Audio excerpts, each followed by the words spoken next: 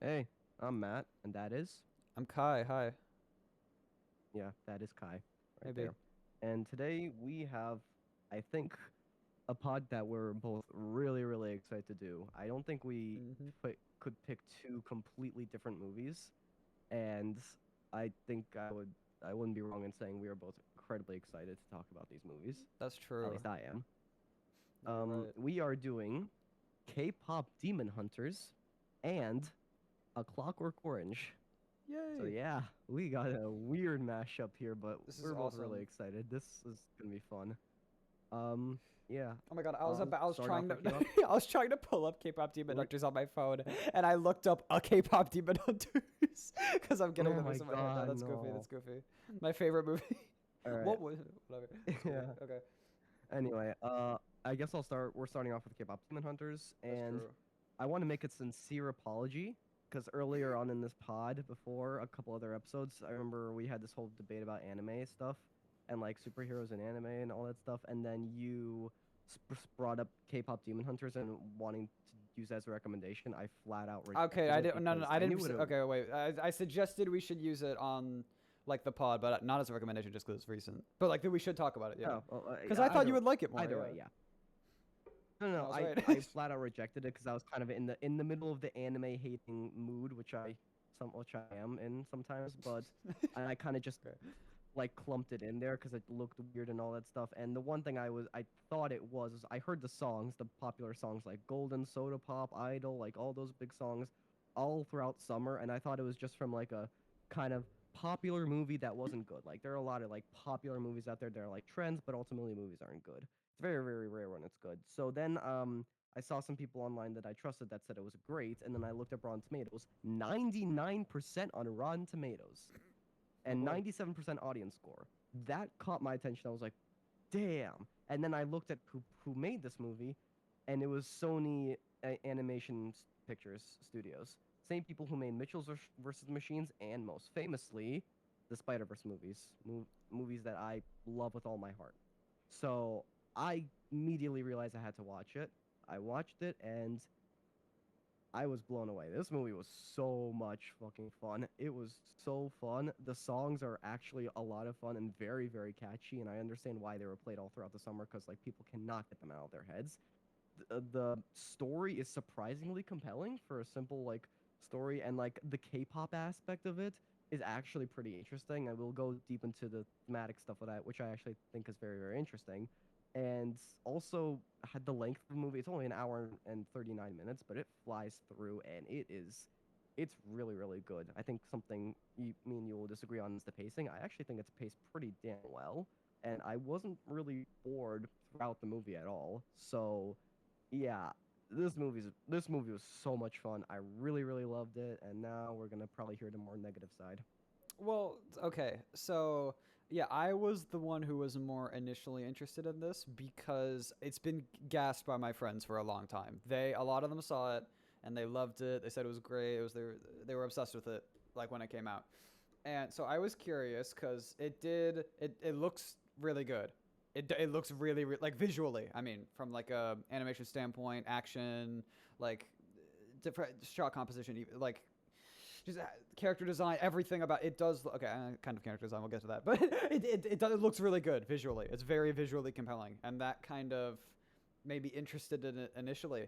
And I actually agree that the pacing is good in the sense that it's always doing something to move the story along. And I do think the music is really. I think we'll differ on specifically how we feel about it, but I do think it does work in the context of the story. Like I think each track is successful in what it's trying to do for the characters or for that scene or etc. However, I was not as enamored with the story as I think you might have been for a couple reasons. I think that my main issue with the movie, despite again I do really like a lot about it, I feel very conflicted on this movie because there's a huge divide for me in how interesting and kinetic and fun I think it looks and feels a lot of the time. And the story and dialogue, in my opinion, are kind of but I think they're kind of ass. And I think they're sometimes very, very generic to like an annoying degree. That's how I would describe it. Honestly, is that I think it can be there's an occasionally for me an occasionally annoying movie where there's a really big discrepancy between the intrigue I'm feeling from like just a visual spectacle standpoint and just how miserable I think the dialogue is sometimes and just what they choose to do, like where they take the story and the characters is just like cool premise, but why are you doing the most boring possible thing? It was frustrating for me. It was inconsistent in how I felt about it. But what do you think about that? I disagree to a very large extent. I will say at like if I look at it like zoomed out, there are certain story elements that I usually really despise, but I think this movie actually did incredibly well. And like I guess I don't want to get into what specific story element I was most impressed by. It's a story element that I usually despise in movies. I guess what we can get into in spoilers, but it's something that I think this movie did really, really well. I completely disagree about the dialogue. I mean, like, I'm not gonna call it a full-on kids movie, but like, it's steered more towards the Mm. younger age, and it's steered more towards it's like supposed to like use like the kinetic like movement to like attract a lot of people, like cartoons do, and like, it's very, very energetic in that, and I think also the dialogue like supports it doesn't it supports that very, very kinetic and energetic energy that guides the movie through. And I'm not gonna like, go into. Actually, I think there are some lines that I actually do really, really love. I remember one specifically about hope. I don't remember what it was exactly, but dialogue-wise, it wasn't something I was really thinking about at all. I thought actually it very much aided the fun, stylistic energy that this movie was going for. I and when it was supposed to be compelling and like something serious was supposed to happen, I thought the dialogue actually did a pretty good job. Like I cannot think of that many scenes where I was like I thought this movie would be corny in a lot of different ways. I was kind of expecting Yeah. that, but I was surprisingly not. It was surprisingly not at all. Like I didn't cringe at all watching this movie. I was fully invested, and that is thanks to the dialogue and writing. And I really do disagree with that. On the story aspect, once again, I think like the premise of it is a fun, cool, funny kids idea, I think. And they kind of, I mean, like, it's not the most complex story in the world, which I'm not expecting from a movie called K-pop Demon Hunters. But like for what it's going for, I actually think it did more than I expected it to, and that's why I really, really did enjoy it. And See, so yeah, that's that's. my response. I I think don't, that's why yeah, where I don't. I see. I understand why we differ in that sense because, for me, I kind of expected more in the sense that again, I knew it would look good, and I knew that it would be like I expected it to be pretty well paced. I didn't think it would drag on, and it didn't. But I think for me, I didn't expect it to be cringe, and I thought it was at points because I thought it would be less corny that because again, I came in knowing that it was like a Sony joint when I like what way before you were made aware of that. So and again in like for instance, Across the Spider Verse, I don't think the dialogue is like annoying in that movie in any sense. I think it feels Neither do natural. I. Like Yeah. I don't have that Well, issue there. I Have you watched have Mitchell's versus the yes, Machines? yes I have watched that And movie. did you enjoy the movie? Um, I think I'm trying to remember. I think at the time I did, but I completely forgot it after I saw it. Nothing stuck with me at all. So like, I maybe I guess. To an extent, I agree with you, but like, it reminded me most of that movie where the dialogue and like it's meant to like keep up this fun, energetic animation and energy, and I think that both the dialogue in both movies do a really good job to a point like it like it's not trying to be serious a lot of time. It's Okay, trying to have well, fun, okay, and yeah, I yeah, think yeah. when it's having fun, it's not being that cringe. No, I I mean, need like there's like to certain specify like then, because yeah, I yeah. don't think that the comedic writing is consistently bad. Not I specify consistently. There are some jokes that don't land for me, but but I mean, I guess in both of those movies, that's not my issue when I'm saying when I'm referring to the dialogue. I'm not talking about the comedic scenes. I do mean the scenes they're trying to be serious or trying to be like emotionally compelling in some way. I don't. I think when characters are espousing like the most like pouring lines, like the most schlocky generic shit, I like can't get emotionally invested because it doesn't feel like a person talking. That's kind of I where my issue is. So your issue is in the dialogue for the series scenes? That's Yes, yes, that's where I have a problem. even in that, I think it does more than I expect. I didn't expect it to be like actually compelling dialogue with the like to hold up a serious story, but I was surprised at how it was. The only scene I think I might actually think of corny to an extent, only because I think it was meant to be, was, I guess it's not too much of a spoiler, but like the ab scene with the popcorn eyes. It's like a fun animation thing. I thought it was I a little mean, bit, it was leaning towards it, but it was supposed to be like that. That's the but yeah, only that time was I a was like, comedic scene. That was like, and the yeah, visual fair enough. gag there was But like like, unique enough that it like made it yeah, fun. but like no, I actually, I think we can get into specifics here because this actually, the seriousness and the dialogue of the serious scenes usually wouldn't work for me because it goes into a story trope that I really do hate a lot of the time, and surprisingly actually really well worked here for me. So I guess, are you ready to get into spoilers or what? Yeah, we could. Well, let me think. Maybe we could Maybe talk like, more on the technical side. Yeah, I maybe we can actually, talk yeah. about the song. I want to. Well, before that, Or- we could talk about both of these. Yeah, but I want to say first, that the action choreography of this movie is very fun. Like the action in general Yeah, is very I fun. It's completely better agree. than it's a bit better than I expected. I think in general, just visually, like the dance choreography, the action choreography, the like effects and like the color work in both the dance and action scenes, because like they're like, I think it's very loyal to the premise in the sense that the action and music are given like equal attention in kind of Mm, how visually interesting they are, which I mean it's kind of in the title, so I would hope. But yeah, I think that it is very visually stunning. Like I have not seen an animated movie that looks this good in a very long time. It yeah, is a very gorgeous movie. That's like the biggest draw of it to me. It looks really, completely really, agree. really good. Completely agree. And I guess maybe we'll talk about this later, but like, I am actually, the more you mention this, I am a little bit, I love the music in this movie. I think I do like the lyrics of most of the songs, I think. I know, like, I need to get like specific if I really want to nitpick, but like, I do think I remember you mentioning earlier that you like the music, but you didn't think that the lyrics held it up as well. And Mm. I agree.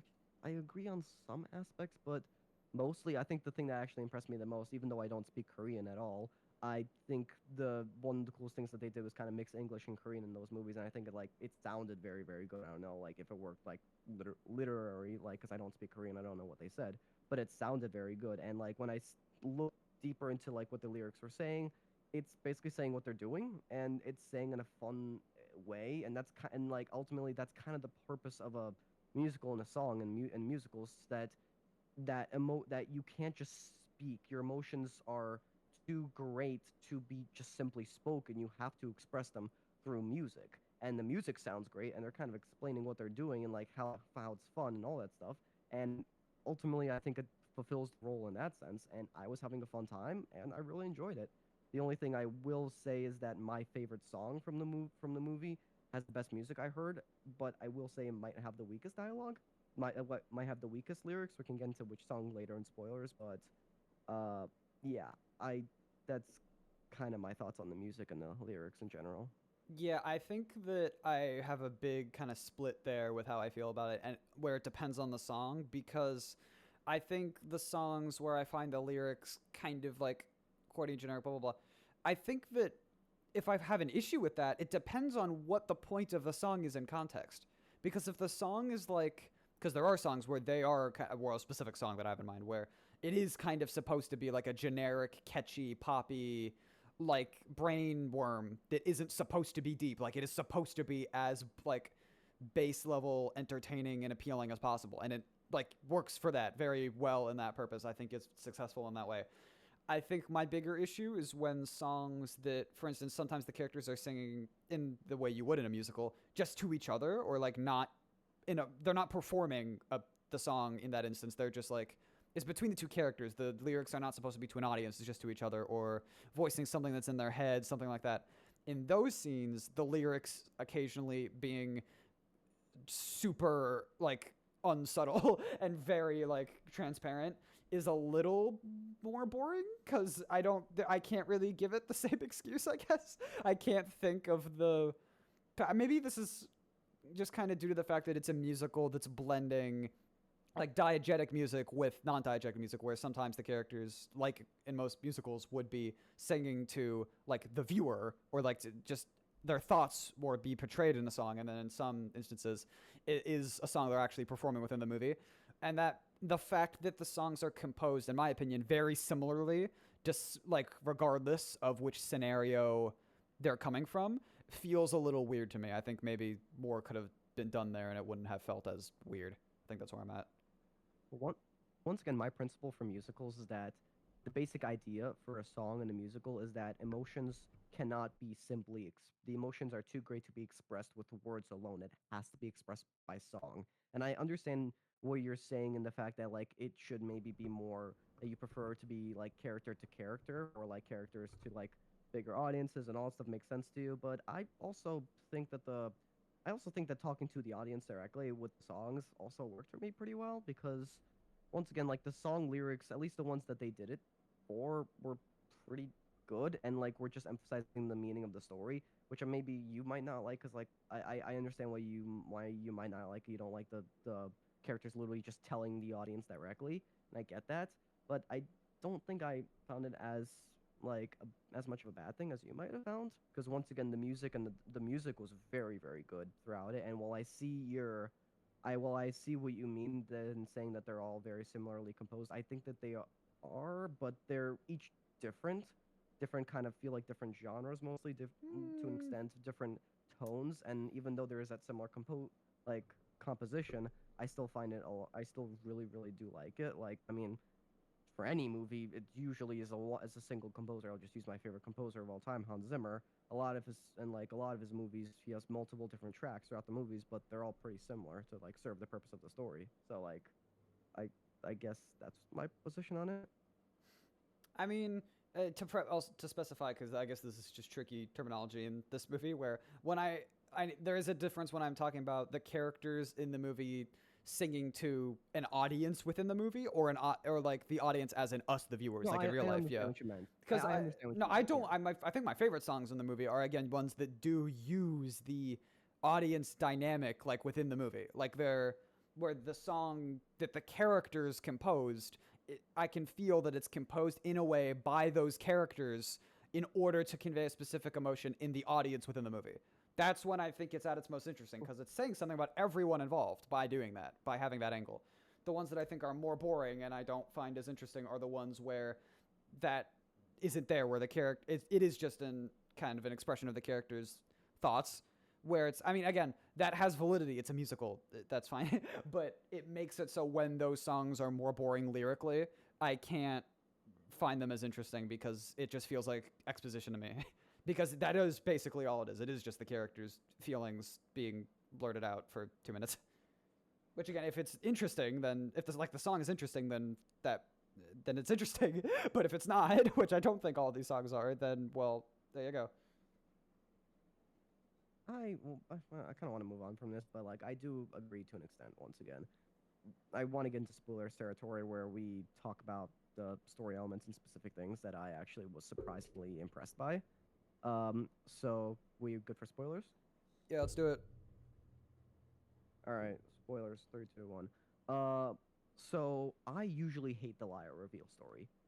I hated it with a burning passion in a lot of movies because, especially a lot of like kind of low generic movies where like you're having a fun time and then this liar and then like there's this lurking feeling like oh no they're gonna reveal like the ultimate secret, everybody's gonna moan and groan about it, and then like 15 minutes of more moaning and groaning, finally they like pick themselves up and like they go back and prove themselves and everybody's happy again, and like the minutes where it's revealed and then everybody's like so angry and moaning and groaning about it, and movies that drag that out forever piss me off. I hate those movies because ultimately the ultimate thing is everybody's angry, and then 15 minutes later after everybody's done like being angry, everybody just forgives everybody in the end, and that's usually something I really don't like. And I think this movie actually did it pretty well for a specific reason, which was that I don't know if it was a specific reason. Like in the movie, ultimately they sing a concert, and they're singing at a concert, preparing to diss on this rival band, and then everything goes wrong, and the main character secret is ultimately revealed that she's a demon. And I thought that the way they did it visually was what saved a lot of it for me. The way they kind of when they stripped her down to what she truly was, bare demon, human-ish, and that feeling of reveal and betrayal by everyone around her, and that feeling from her that this can't be happening now, everything is going wrong all at the same time, I thought was actually quite good. Because yes, even though everybody's angry at this new reveal, the story still has to keep going. The story still has to keep moving, and I actually think that I think something that impressed me the most was how the main antagonist, Genu, I think, it's revealed what his true backstory was, and I think that adds kind of more layers to this betrayal. That ultimately the only guiding hope that there might be that this part of her that she hates so much might actually be somewhat decent. There might be some ounce of good in him. It's almost as if it's erased, and the true horror of what not only Ginu is, but this hated part of herself is. It's almost as if she realizes that there's absolutely no good to this demon part of her, and she can't get rid of it at all. And that mixed with the betrayal by her friends, not at the fact that she's a demon, but because their friendship and like bonding was so strong, and yet this secret, this reveal that destroys them, not because she's a demon and they're meant to hunt demons, but because they trusted her with all of her life, with their lives, and in many ways loved each other, and she hid this from them, and how she's trying to excuse it and like trying to make it, only making it worse. And I think the best part of it, which I think is the part that you might really not like, is ultimately when she goes back and meets her teacher, who told her to keep this lie, and I think the best example I can do is from one of my favorite animated movies as a kid, Kung Fu Panda 2, when like everything goes wrong, and ultimately Po the panda, spoilers for Kung Fu Panda 2, has to like go and find another teacher to like help, and she helps him like say, yeah, even though your past sucks, you are who you are because of everything you represent right now, and you can do better and all that stuff, like motivation, blah blah blah blah. And it's done very great in a beautiful animated sequence that I love to this day. Here, it's the opposite. The teacher, the mentor, completely goes against her and continues to try and keep her in a place that she's subservient, in a place that, and like try to accept and try to force her in a place that where she can't like show who she truly is, and a part of the part that she hates. And I really did love that, because in many ways she is completely all alone and has to figure out who she really is by herself. And there's everybody around her is trying to hold her down. No one is helping her at all. Usually in Lyra stories, like at least some person comes up and is like, cheer up, like everything's gonna be okay. You just have to believe in yourself. Everybody betrays her here, and I actually think that's where my biggest critique of the climax comes in, which is that I do feel like we kind of missed the scene where she on her own gives herself the motivation to go back, and that might be my only big critique with the movie. But ultimately, with the climax and the whole song, I thought that they handled the Lyra reveal story pretty well. I really loved the way what they did with it. I kind of felt like I went on a rant there, but I guess maybe you break down your opinion. Yeah, I don't really think when I say the story is but, I don't mean because it doesn't function. I think that it does for what they're trying to do with that character. And okay, this is part of my issue. This is Rumi's movie, like the lead of the band, the singer. This is her movie exclusively, basically. She is the character that the like what it is, what the movie is expressing is completely built around. That's normal. I don't inherently have an issue with that.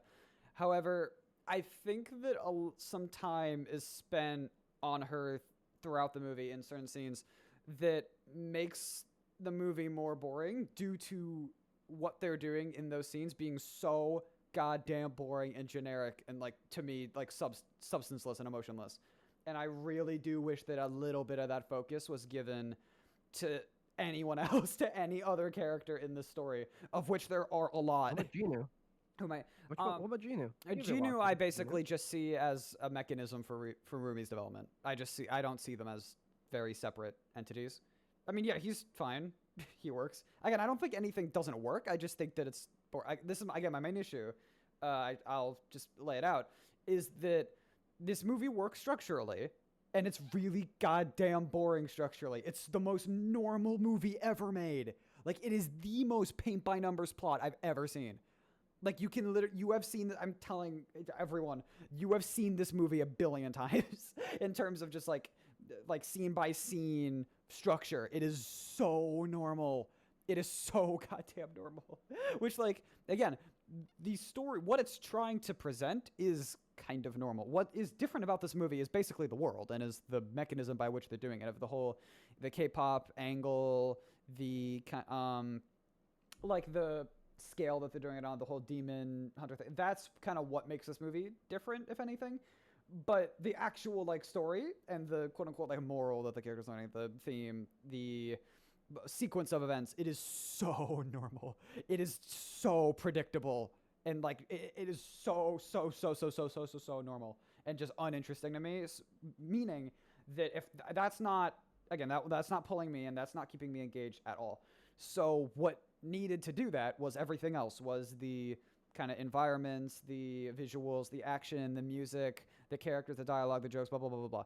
And again, all that stuff was frequently really good, but not exclusively. I don't think that all of the dialogue and the serious scenes work, and I think that some of those more seriously toned scenes did not need to be as long as they were. And I think my biggest issue with the movie is actually kind of, it's not the climax. I actually don't mind that they didn't spend as much time like showing her working through that kind of emotional change, just because I think it was portrayed in the song during the climax. Like I think the song during the climax was what portrayed that. So I didn't really need that to be a separate scene. I didn't mind that not being included. I actually am kind of glad that wasn't included because I really liked the climax. I don't think it really wasted any time, which was nice.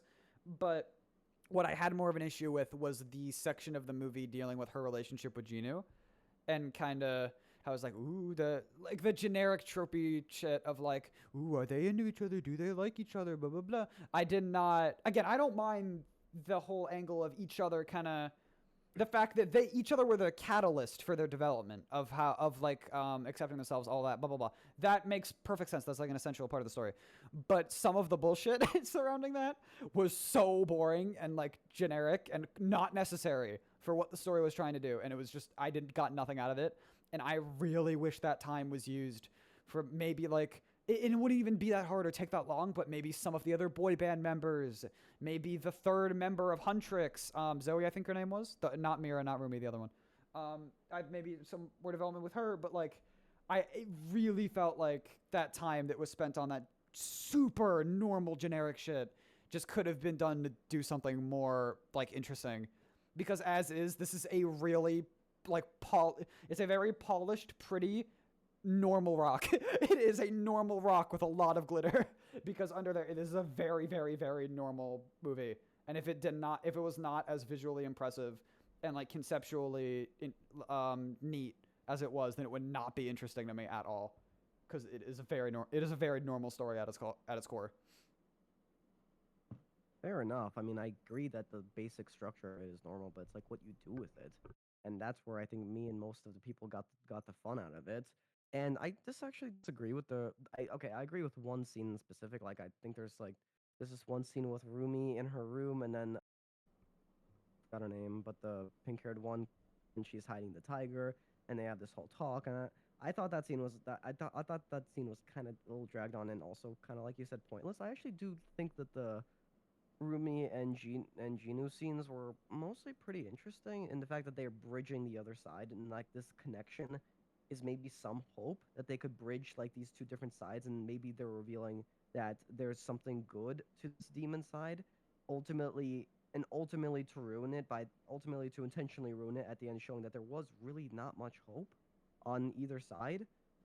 And then they kind of like brought it back a little bit, which I do in retrospect think is a little bit rushed. How Gino sacrificed in the climax, I thought that was a little bit rushed, but I thought that their relationship was pretty important, and I do see what you mean in the fact that Gino's character was created to further develop the main character Rumi. But the thing with a good side character is that yes, that they have an important purpose in guiding the main character, but also they can work on their own. And I still think Genu works on his own. Yeah, I actually think that there could be a movie or a story about him where I would be very, very interested. There's enough meat on the bone for his character for that to be true. So I kind of don't agree that maybe what you're saying is something else, but I feel like what you're saying is that his character doesn't stand on his own. And I feel like even the other two characters, Zoe and I forgot the red-haired Mira. girl's name or pink-haired girl's. What's her name? Mira, I'm pretty sure. Mira. Zoe and Mira, like they describe their backstories pretty quickly at the beginning intentionally, and I do see what you mean with maybe Mira specifically. They could have enhanced their story a little bit. There were kind of some interesting parts, but I still think that they're very, very well developed characters, and especially I think the climax really, really brings them all together in a very neat way. I don't think there's anyone else. I mean, like I feel like the Saja boys, I don't know, there's five of them. I don't really think it's necessary in an hour and a half movie to go Mm, to like give development to each of them in a very, very interesting way. When especially when the story is at that breakneck of a pace, they serve their purpose. Like I'm not expecting like all the stormtroopers in Star Wars to be fully developed characters, okay, or yeah, well, like because like that's not what the story's meant to be doing. They're a tool that's used for the story, and if the story intentionally uses them as a tool and doesn't really hint at anything else, then I don't feel like there's much to complain about. Once again, I think the stormtrooper is a perfect example. I'm not looking for the deepest development for every single stormtrooper in the army because that would just waste time. It could be interesting and maybe something else in another story, but in the main Star Wars stories, it will probably waste time. So I well, I actually think disagree with that's a your funny point on the comparison selflessness. because I do think that, ironically, the clones in Star Wars kind of do have a story to them. Like they do have an like an emotional through line with them. Maybe not in the original like trilogy, but at some. I mean, Star Wars is a whole can of worms. Actually, I don't want No, to get yeah, into it. oh, yeah, fair But enough. I like there are. I think you can absolutely. It doesn't need to be a lot. It doesn't need to be much of anything. But you can very quickly give some interesting development to like To side the Saja characters. boys? Yes, absolutely. It could take literally like a minute or less. It could just be like a very quick like think about this like conceptually. Just like in some scene maybe when they're like fighting or something, I don't know. They could each just have like a line like describing some aspect of their backstory. Maybe you could see inside their head for a second and see some aspect of their Don't past you when you hate see that Gino's. exposition? No, because it's just expanding on the characters. It's just that's not a bad thing. It's exposition. You're saying How is is that it's exposition? exposition. That's exactly what it is. Okay, well, It's literally technically stopping the story and everything that telling you their is backstory. expositing, and technically everything that is expositing information is exposition. But I don't mind that when it's like, okay, let me rephrase. In the case of those characters, I think you could have given them more personality without needing to waste that much time at all. And I think it might have been better if some of the time that was used on other shit would have been spent with them or that Zoe character. I actually don't agree when you say that you think Mira could have used maybe more development, or you think that that scene with her and Rumi in their room wasn't great. I actually didn't mind that at all. I mean, I don't. I'm the whole like, oh, I have to hide this thing, blah blah blah. The hijinks wasn't that because, like I said, I think literally almost every scene in this movie is the most generic shit and something that I would have seen before. That scene is no exception. But I don't inherent. I kind of like actually the texture they gave to Mira in the sense that, like, she tries to like emotionally figure out what's going on with other people and tries to be in tune with how they're feeling in a way that you could say her parents weren't for her and because she didn't have a figure like that. Blah, blah, blah. I think you can interpret that in a way that makes that character more interesting. Zoe didn't get anything like that, which is why I find that her like a little more boring. But I seriously do wish that I think it just would have been more entertaining, and I Personality would makes have up been for it. more. I think I would have been more emotionally invested if some time was spent on any of those side characters and making them more interesting, instead of this the bullshit of the really again. I think some of that bullshit is like some of those scenes in isolation are important to just telling the story on like a base level. Again, I think the story is kind of boring innately, and they kind of I don't. There's not if you're they're trying to from the story they're trying. I think the base story they're trying to tell is already kind of boring. So working with it from there to make it interesting, I think how if you're gonna do that, which again I don't know how interesting you can make it, but if you're gonna try to, I think you would need to make everything surrounding it more engaging. And I think they just spent so much time on that core story and on those core characters and in not very interesting ways a lot of the time that it just did not keep me engaged in the middle chunk of the movie as much as it could have. I wish there were a few more perspectives, a few more characters that got some like focus or development or emotional intrigue to them and weren't just goons. I think that might have been made it a little more entertaining. Wait, So I'm at. you didn't respond to what I said about Oh, oops. Ginu's character. What do you think? I think Oh that yeah. No, Ginu's. I actually again, think that I on his think own, he's a pretty good character. he is a decent character. I don't know. Like just he functions. I have nothing else to Yeah, say because about it. his entire purpose is that there might be some like goodness to the other side, but really, like even on his end, there wasn't. Like what Well, he there did is. is like he kind of reminds That's why me. he sacrificed himself. Yeah, that is the part that I do find a little. Well, that's like completely I might essential have to to think about what his the movie's ulti. saying, though. No, I might have to think about his final scene a little bit more because like he just kind of like immediately turns good and sacrifices himself, which is something that I was like a little bit at first. Well, he Like was good. He was they like just good kind of in part developed the the whole fact that time. like That was like the whole thing. yeah, but I like the ultimate reveal that I like the ultimate reveal that like he accepts the fact that he's a terrible person. There's nothing he can do about it, and I thought that at least like an extra scene to like maybe develop that a little bit, like start developing his change a little bit more, his switch in like personality emotion. I just felt like from the last scene we saw him to the and plus the idol scene, which I guess we can get into later, but like that scene where he's like purely accepting the evil and embracing it, and then immediately he just makes a sacrifice, the ultimate sacrifice, and I thought that was a little bit rushed. I mean, But I guess the part of even the difference in in the perspective whole is probably due to the fact that I was 100% sure that was gonna happen from earlier on, just because that happens in every movie. Like I fair think enough. after a certain point, I kind Yeah, of but just like mentally clocked that this movie was following the formula, and that what would happen would be a part of the formula, and that made it so when things like that happened, I didn't care because it doesn't. I mean, it wasn't subversive. Like that is the formula. It's not that they split from the formula; it's that they followed it, and because of that, I can't really get that affected by. Like I can't bring myself to care because it's just part of the checklist. I don't know.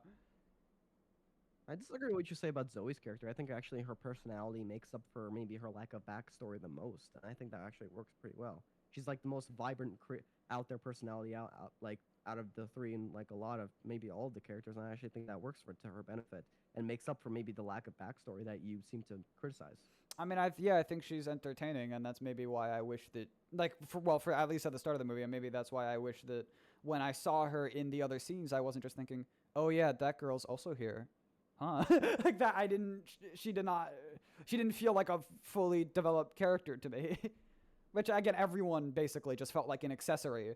Like just they have to be there because it's a band, so then the band needs other bandmates. But they didn't feel like developed characters in their own right. They didn't feel interesting in isolation. When they could have been, it wouldn't have taken that Mm, long probably. But I don't know. Well, they have completely I'll different elaborate, personalities, but though and I w- I don't think an all-out backstory is needed for each character. to be Is fair, what they is do what kind of I'm have a saying. developed backstory. What I mean is that in each scene It's that not they're okay. in, I think But their even that proves my personality should point. affect what Even happens that more. proves my point. That completely proves my point. They already got enough development, plus very very vibrant out there personalities. What more do you want from like a movie that's like at breakneck paces to do so much and does it pretty damn well when it considering its pacing and has a lot to focus on. I think that they distributed the proper development pretty well mostly. That's The where only we things I differ would because I think they consider is distributed just it like, adding a but couple scenes at the end. I disagree, very much disagree. Why? Like ultimately yes, Rumi guides the story, but like all her characters like kind of help her build up to it, and in the process get development of their own. I'm pretty sure there's that's so how it many goes, scenes that I and just that's think are completely boring and substanceless and generic, and they're not showing me something I haven't seen before. They're not doing anything like unique or interesting, and I wish that that time was spent doing something unique or interesting. Which I think if you're gonna do, which would have needed to be with the other characters, because what that's because they're there. Like, and I think again, I think some of them have like neat enough design concepts that you could have explored something with them, and they just nope. And instead, we just got more of the generic, like, relationship shit with Rumi and Jinu, and just that dynamic that has been done 50 bajillion times in like every animated movie, and it's just okay. I don't get anything out of that. I get absolutely nothing out of that. I got a fun time. I don't know. This like once again, I wasn't expecting this movie to be the most complex, and interesting story ever told. But I was like expecting, I wasn't expecting it at all. But what it gave me like enhanced my viewing quite a bit because I wasn't expecting it to be that good. So I was very very surprised by how much development it actually gave.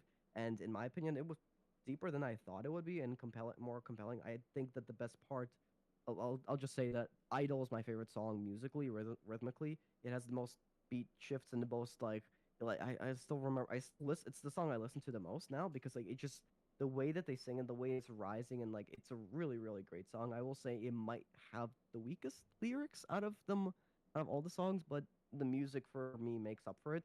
I think the next best song for me is ultimately the final song, the climax song, and I would technically say it's objectively the best song in the movie because it has great lyrics and it has great music and it's the final ultimate climax. and like kind of reveals where all these characters are, and it tells you how they feel in a way that's very compelling and also very very nice to hear. I was gonna say something. I'll pitch in with what songs I I enjoy more or don't enjoy more. I no, I think my favorite songs are again that climax song, "What It Sounds Like," and "Soda Pop," actually, because I think "Soda Pop" is very really effective at portraying what that band kind of represents, which is it is just like meaningless, unemotional, like like a brain worm. It's like hypnosis. Like it's just supposed to be like catchy, like enjoyable to anyone. It is basically what the main villain is doing. It's just giving everyone a baseline dopamine hit. Like it's just giving everyone a basic bit of joy that is not substance, like has no substance to it. It has no meat to it. That's what it's supposed to be. That's what the song is trying to portray about the Saja Boys in comparison to like Huntrix and their songs, which are supposed to be more like emotionally compelling or like relatable. I guess that's how I would put it. They're supposed to be more relatable to someone's like more personal experiences. While Soda Pop is just like a generic, catchy thing to stay in people's heads and get people to smile. And I think that it does. It's like a very good portrayal of that type of song, and I think it does very well in that regard. And I just think What It Sounds Like is like more. I will say, unlike you, I've listened to zero of these songs since I watched the movie. I don't like them enough. The for only that. song I listen to Don't find them. is Idol, and then Right. I listen to Idol most of the time. I'll actually listen to Idol a good amount of the time, and also just like this is what it sounds like. I haven't listened to Soda Pop since I watched the movie. I haven't either. No, Um, I will say I don't think but any of these songs are interesting musically to me as like songs in isolation. all I Really. heard all summer was Golden. That is all I've heard Interesting. from so many people saying. And like I remember I was at my karate camp where I was taking care of a bunch of kids. They couldn't stop singing Golden, like it was crazy. But also it's a really really fun song with very actually I thought Golden would be one of my least favorite songs. It's not I don't like it as much as others, but I actually think it is pretty damn good for what it's trying to do. And I think something I might cash in on here that I think ultimately all of these songs successfully accomplish what they're trying to do. So I'm not sure if that's my measure. I don't think that's really my measure of success or like favorability for songs. For me, right there, I guess it's just like if it sounds good. Or like all songs accomplish what they're meant to do in the story. It's just if it sounds like if what my ears are attracted to more, and more personally, like my ears were attracted to the Idol and the final song. So like on that metric, that's how I enjoy songs. But I especially Golden. I actually, looking back on Golden, I actually think it's a very, very, very good, unique song that says a lot and kind of just like is this ultimate like feeling of rising and like you're not gonna stop rising and you can't stop rising and like you go up, up, up, up as they do in the song. And I thought that was the best part musically of the song. But yeah, once again, I think all the songs are really, really great, and I would say like pretty unique. Like I wouldn't hear like these maybe rhythmically I wouldn't hear these songs in a lot of other movies. I feel like I don't know. Maybe you might disagree with me because you might What know are more. you saying But that you think they're I like got, unique compositionally to something you would find somewhere else? Because I don't agree with that. I do think they're yeah. really normal. I think these are very normal pop songs, like really, really normal pop songs to There's me. unique. There's stuff. The songs all together is stuff I haven't seen before. I don't know what makes the difference specifically. I can't really put my finger on it, but I haven't seen the songs the way they're like performed or the way not the way they're presented before. So I guess there's something different and unique about these songs. I just can't like put my finger on it. And I guess maybe to start wrapping up what my thoughts. I was crazy all over the place, but I still think that actually, I forgot what I was gonna say. You Mm. go ahead. Yeah, no, but no, these are these. This is not the type of music I listen to on my own time. Frankly, I'm not a big pop fan. I don't listen to K-pop, so that's not how. That's the reason why I don't measure them like this because I don't find them that like enjoyable in isolation. So I I measure them how effective they are in the context of the movie because that's all they are to me. And again, I do think they are effective mostly in that sense. I again just to reiterate though, I do think they're more effective in the context of being pop songs that these bands are singing, when they have to function to portray the character's emotions without that kind of legwork working, then I kind of have to evaluate them more, just what they're, how they're using music to convey that emotion. I have to rate them more like normal songs in that sense, and not just like poppy stuff. I'm thinking about them more about like all the decisions they're making musically when they are only in the context of the characters to each other and to the real life audience. That's why those songs are more boring to me, because again, they are still normal pop songs. They are still not doing that much. They are still not very subversive or interesting. That's what I think. Let me see. Sure, so I could put names to that. Well, what was the name of the song that was Free? The one that Gino and Rumi were singing to each other? Oh yeah. Because I thought that song was really boring. That scene, I got mean, nothing out of it. I thought that scene was boring as shit. Yeah. Like, that's an example where I mean, like, if it's once going to again, be so normal, then, like, I need it to... Bleh. I did not find that interesting. That was boring. I mean, like, for that song, like, once again, all of the songs, I'm pretty sure, like, successfully, very well accomplished their purpose in the story. So once it crosses that bar, I'm just going off of what it sounds like, and that's my list. I'm not really going into... And, like, then if it sounds really, really great, what it represents and what it means deeper, that's where I go into it. I think Actually, the more I think about it, the more Golden is technically a great song. It's really, like, the way they use it throughout the movie, and, like, they don't just kind of like have one big all-out Golden song. They kind of snip it a little bit throughout the movie. They use it for, like, great beats. They also use it for more like sadder scenes or more depressing scenes. And, like, even at the final climax, I remember really listening to the cello pieces where they use the music from Golden and kind of subvert it into a feeling of betrayal, and ultimately, like, feel like this hope that they're gonna go up, up, up, and they're gonna, like, not stop going up to greatness. Might be, like, going away. And also, another great scene is when it's revealed to the audience crap, what's the main character's name again? Rumi. Oh my god. Rumi. Rumi. Yeah, like, like, ultimately when she's running through the city, and when there is that Golden music going in the background. I think it was Golden music, and I thought that was actually really, really well done. And I guess my final point on this movie is, I think actually the overall message is is really interesting. And I actually heard it from a Korean friend from, like, another state, in which he found the more interesting aspect being the actual commentary on K-pop stars, and how ultimately, like, in reality, and also with many celebrities, how they have to, like, repress their feelings and, like, not show anything and not show who they truly are and all that stuff, and just, like, hide their true selves, and because it'll be self-destructive to them in their careers, and, like, any celebrity that's also practical. But, like, a lot of these songs, a lot of the stories, like, truly showing just how terrible that can be for you. And while I think the story concept is not new, I think especially applied to the K-pop industry, I think it's actually kind of interesting. That's like an interesting statement that I found compelling. And if you look, and if that's the deeper meaning that the movie was going for, then I think it actually successfully did it really, really well.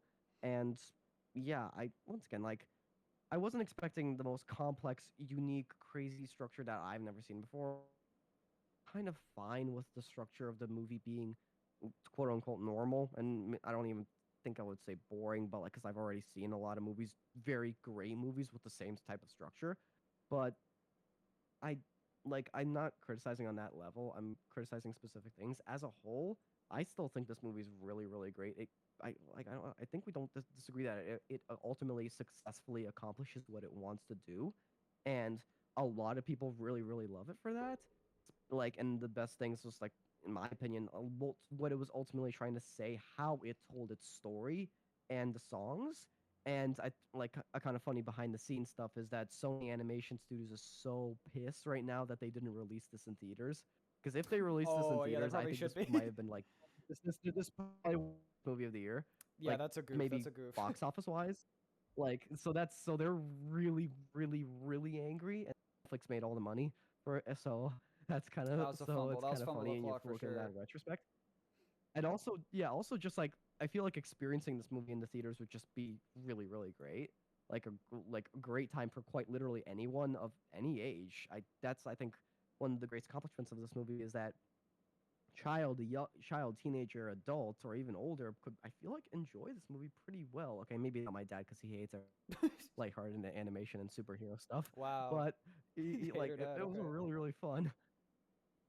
No, it's just a fact. He just I remember I brought this Okay. up. I was like, can you not like it's just he just cannot accept a world where superheroes or like other like kind of more fantastical elements can be taken seriously. He Aw. just can't. He Unfortunate. mentally cannot, and I find that pretty sad actually. Yeah, that's funny. Okay. But hey, who knows?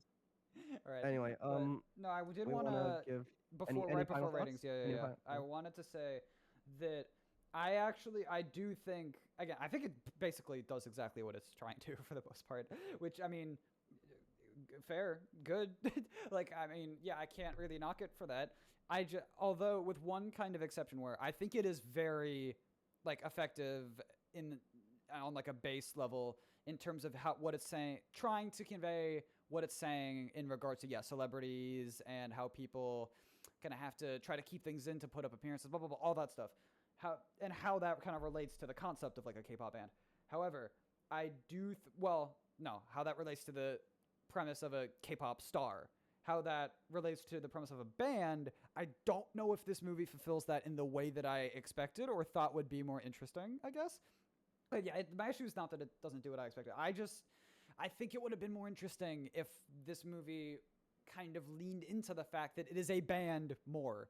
That it is these three people, that all of them kind of equally form what the band is and kind of what it's presenting and what it's trying to say, and that it's a work of them as like a united front, which I don't think that's what this movie was trying to do. I think it was trying to be the Rumi show, and it was. And it was like, it did that just well in the sense that like it came across clearly, blah blah blah.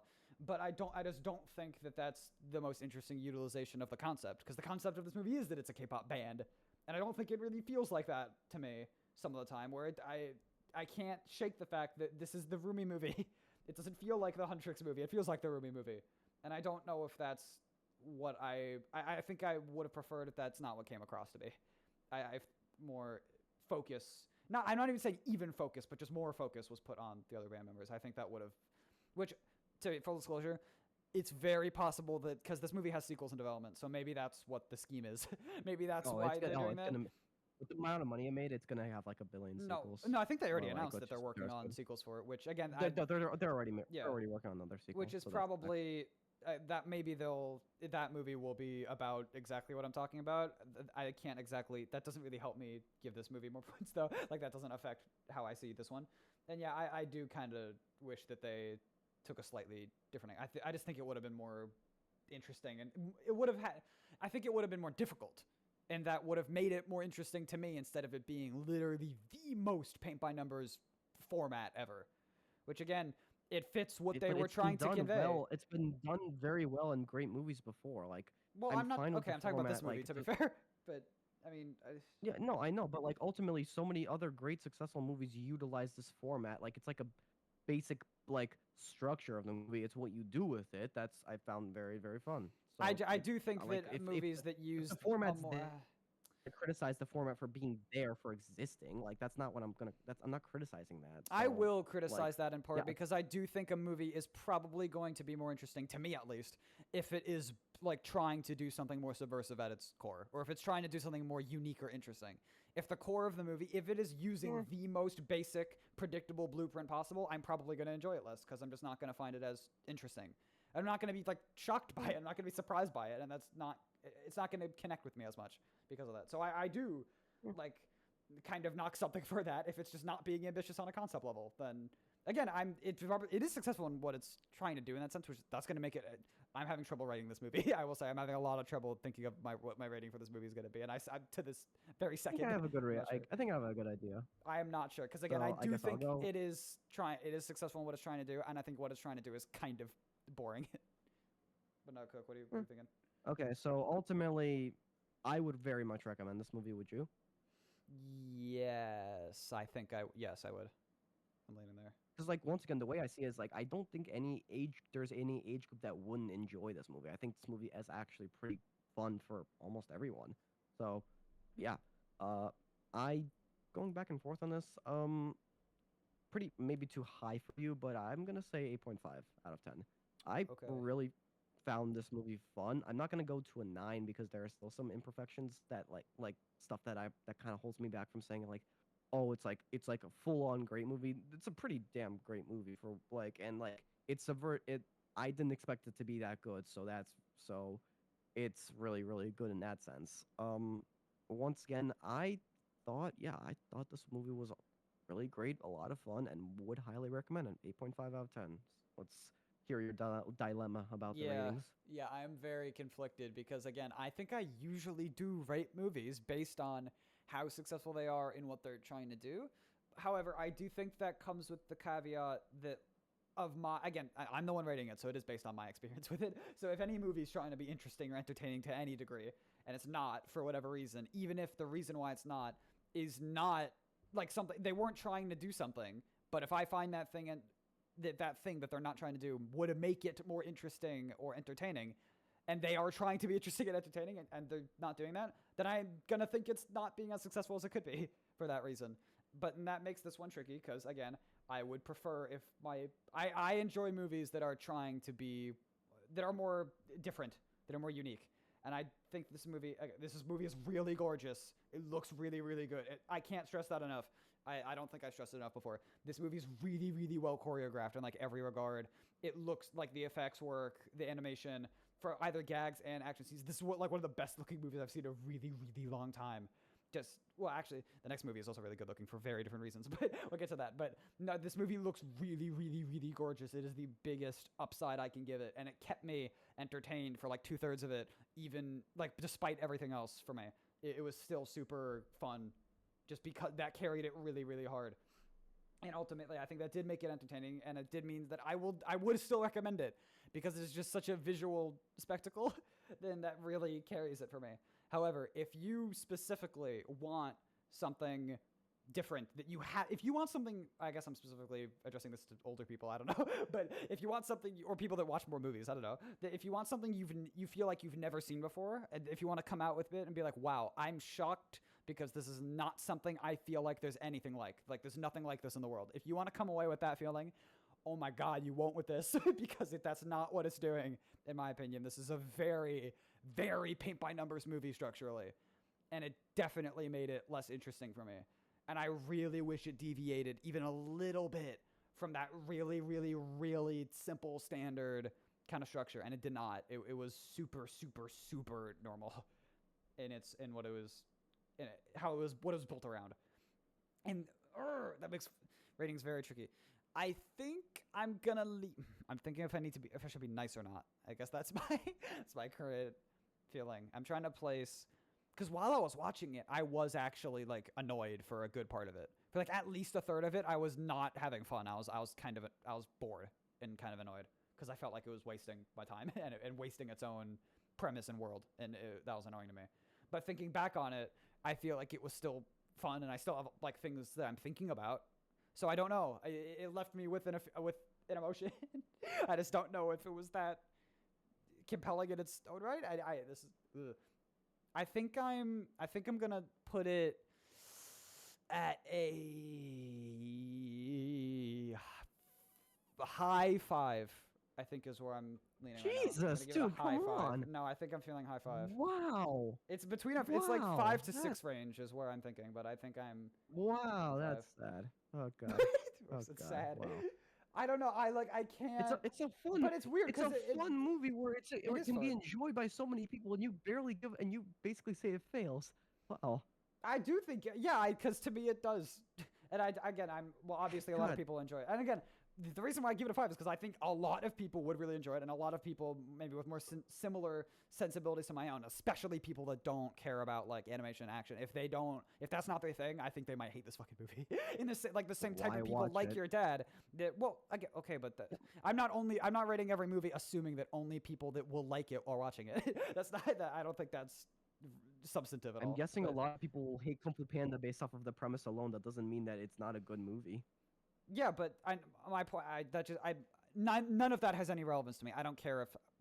Okay, my rating is not based on if people will like it or not. It's based on what I feel about it. But I'm just saying, as a separate conversation topic, that I don't know if people with similar sensibilities to my own will find it entertaining because it is really, really, really generic structurally. It is so like aggressively unsubversive that it does make it when it again if it's the second it's like not focusing on the action or dancing that it's like immediately really boring to me and almost sometimes frustrating, which is how corny and cheesy the dialogue, in my opinion, sometimes is. But again, the visuals are so good. All right. It looks really good. It's a tricky Okay. one. Okay, so that's around an hour now on this movie, Yeah, and we had a lot to now say. is our This was a next yap movie. fest. Yep. Yeah, we had a lot to say. But I feel like we have equally as much to say about the next movie. Oh boy.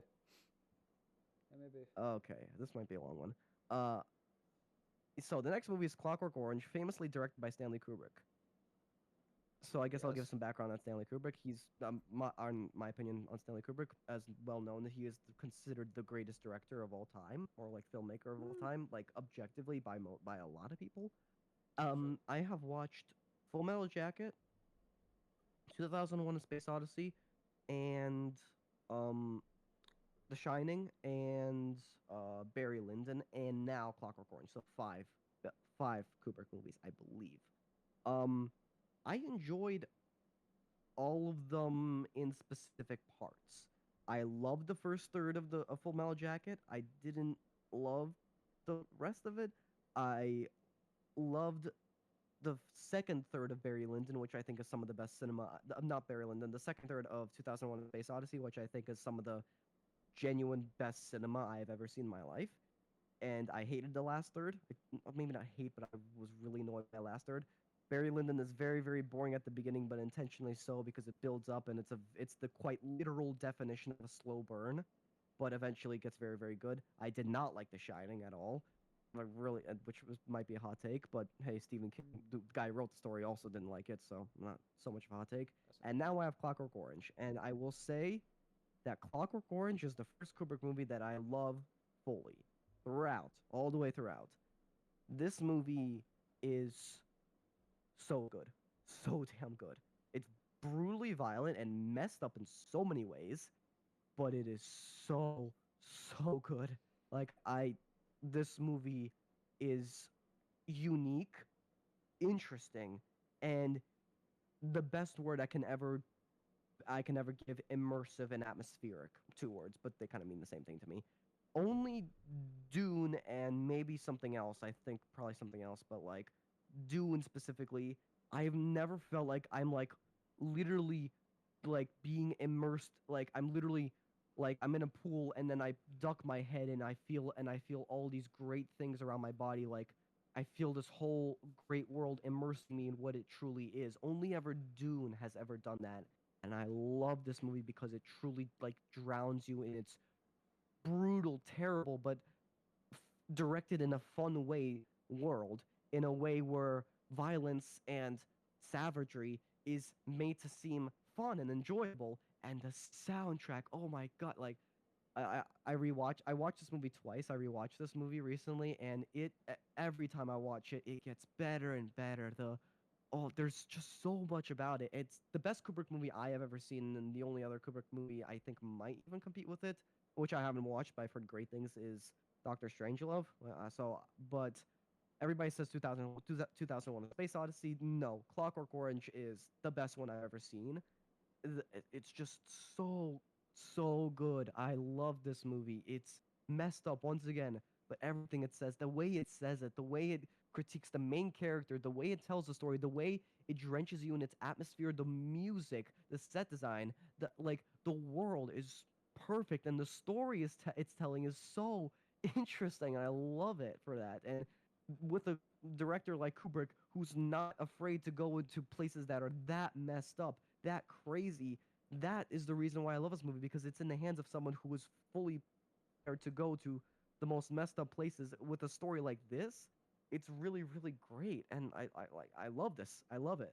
So, yeah, and I will say before you say, I thought that this might be the first movie you and me would fully love because it's a very, very weird movie, very, very out there. It's very, very risky. It's not, it's stereotypical. It's not normal. It's crazy out there. It makes very, very crazy, bold choices that most movies wouldn't even consider making. So when like you recommended this movie, I was really I I didn't know what to feel, but after watching the movie, I was so excited to talk about it with you because I thought that you would like equally love it. But then I talked to you earlier, and you thought you had mixed feelings, which shocks me to my Hmm. core. Because Well, someone like okay, you, I think, would genuinely love this let me movie. So specify. now So your yeah, turn. What do you think? I thought start it. The best thing about this movie, in my opinion, is the world building, the set design. This movie looks so. It is a visual feast, and not in the same way as K-pop Demon Hunters, but which is it's such a funny comparison. I love that we did this episode between these two. But this movie, Yeah. every single location is so weird. Like it's so abnormal. Well, not literally. Some locations are actually very normal on purpose, but the set design is very purposeful. It is very, very purposeful. Where a lot of locations, again, with this like futury vibe, where we don't really know exactly when it is, but you can infer certain things about history and the world and what might have happened and what might have led to characters acting the way they do.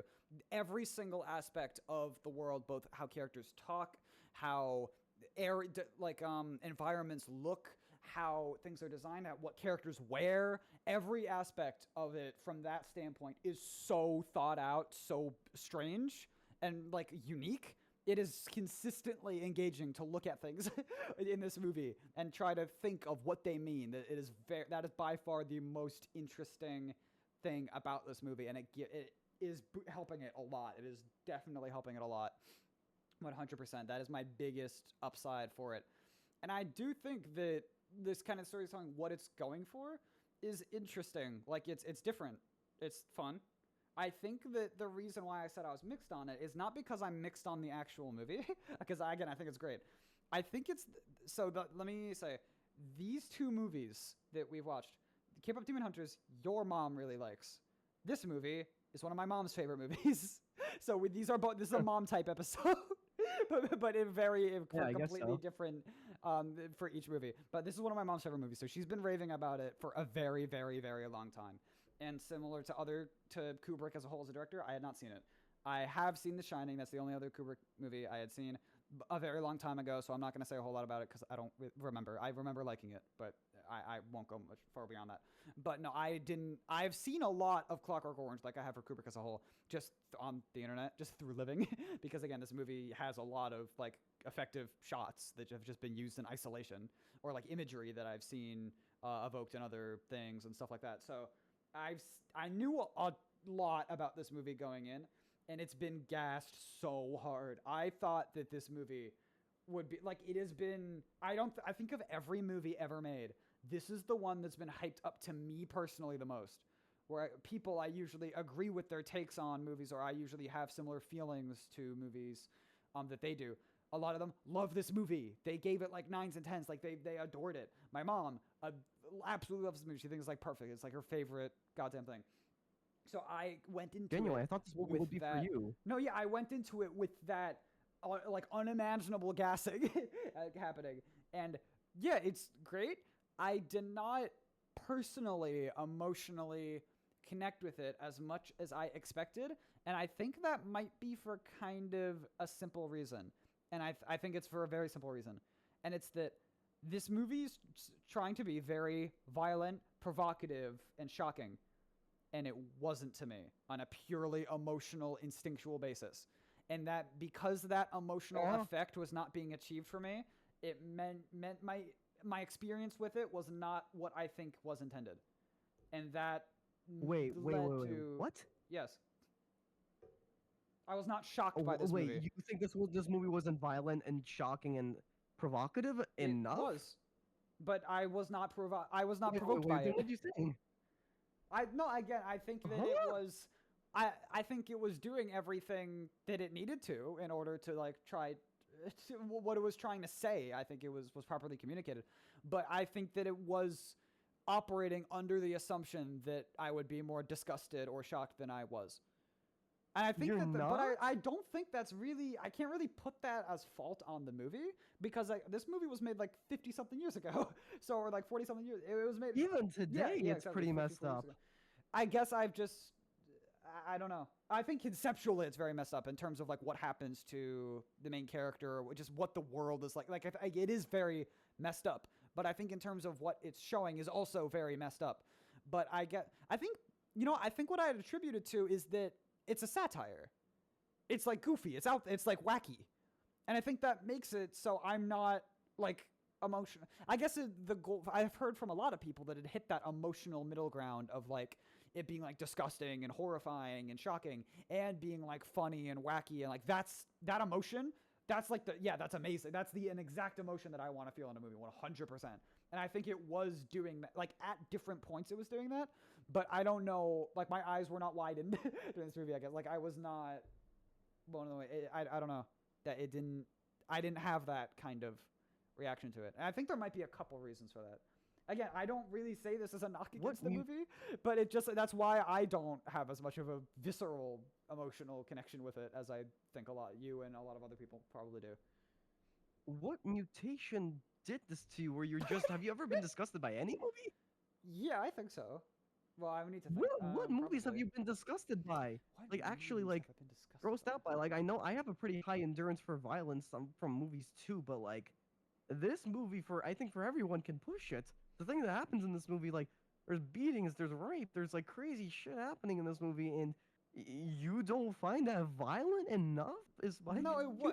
I think it was violent enough for like what it was trying to say. I just don't. Even today, I don't think any movie would want to go to the places this movie goes to.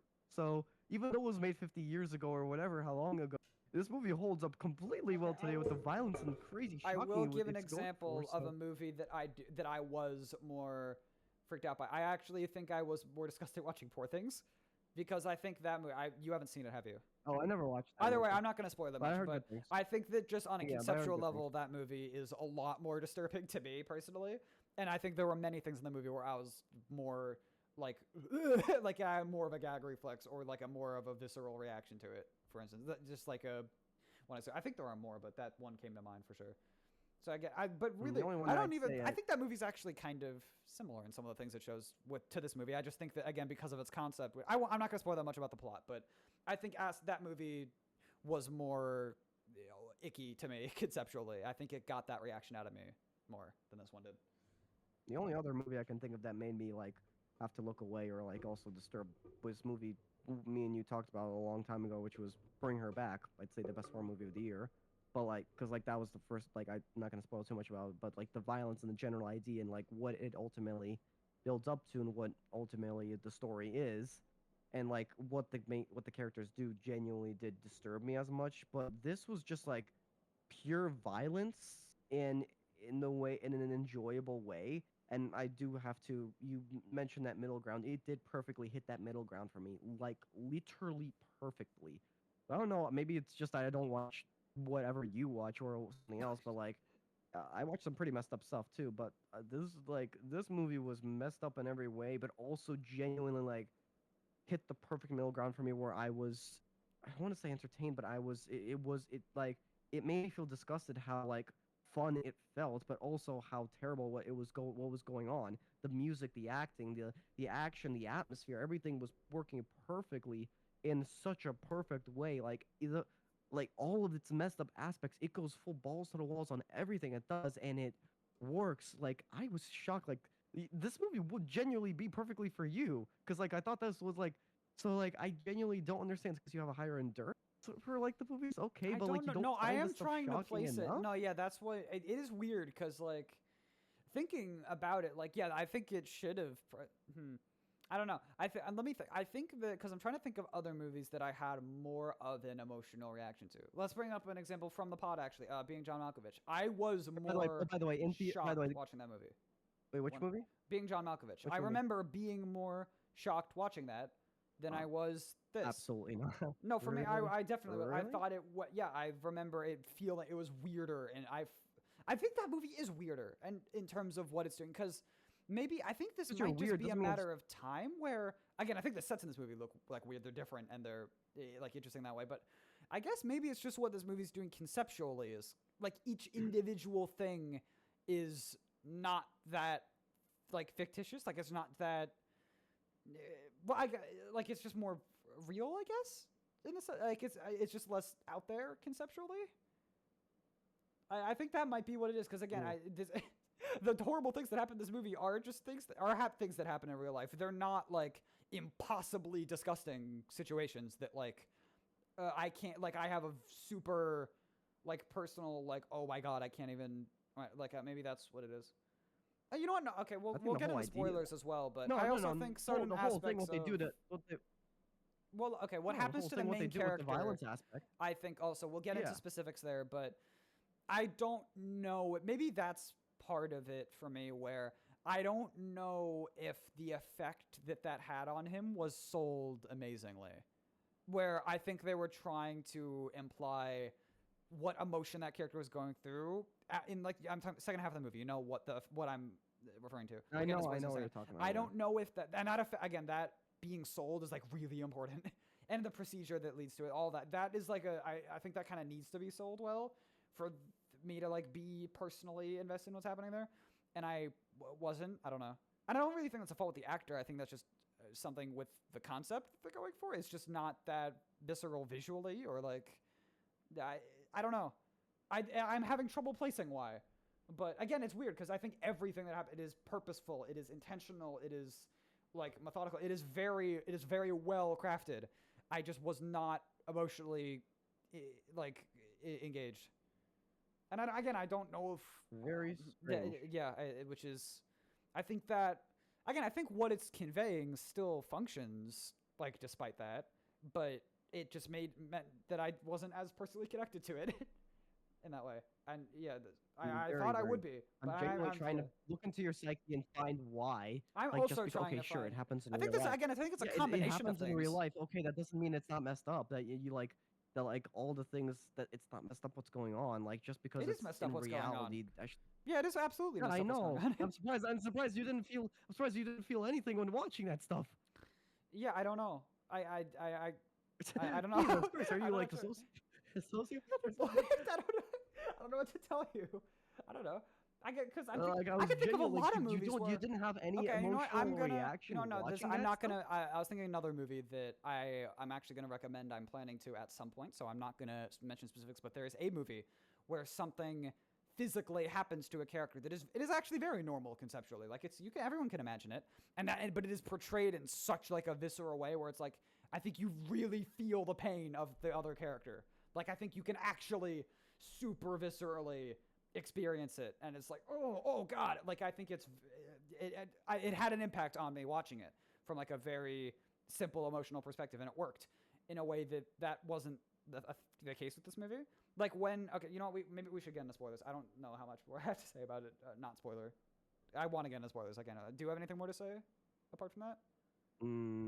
Not really. Oh, the music's amazing. I love the music so much in this movie.